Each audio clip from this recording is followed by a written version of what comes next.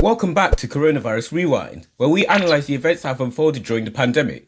On today's episode, Racism Part 2.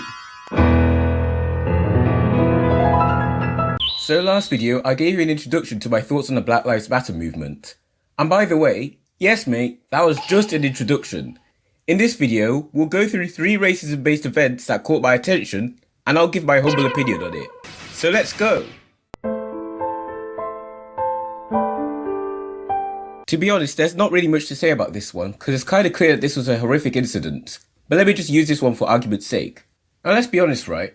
Do you think, had it been a black police officer with his knee on a white criminal in an African country, there would have been anywhere near as many protesters?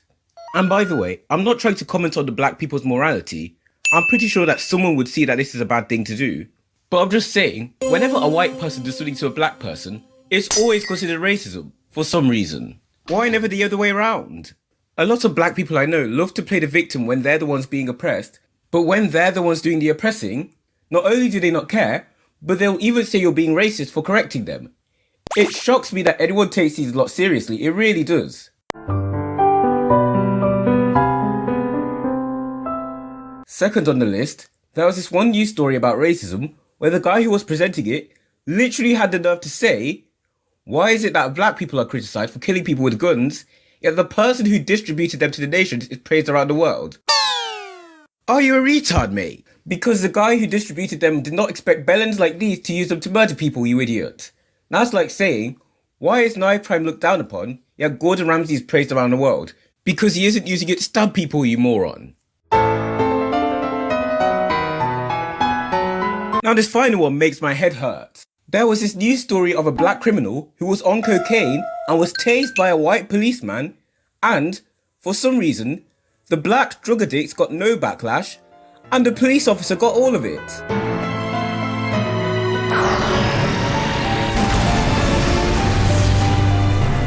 Is the black community serious on this one? This has got to be a joke. Trust me mate, there's a camera in this somewhere, the producers are going to appear from nowhere and tell me this was all a prank, right? According to the spastics who deem this newsworthy, if black people aren't allowed to commit literal crimes and get away with it, with no backlash at all, it's racism. And you wonder where the stereotypes come from. And by the way, they also thought it was appropriate to put this statistic on, which basically said that 20% of people who are tased are black. Now I don't know upon what foundation they deemed this a necessary statistic to put up, because as far as I'm concerned, that's a good thing. Seriously though, the black community need to get their act together and start listening to themselves before they make these retarded claims. You can't just call it racism simply because it's a black person and a white person. And even if it was, then why don't you apply the logic to yourselves and look at the times you've done these exact same things to white people? So listen, that's my issue with the Black Lives Matter movement, and I think it's stupid. However, I'm not one to complain about something and not offer up an alternative. So in my next video, I'll talk about what is, in my opinion, the most ideal approach to getting rid of racism.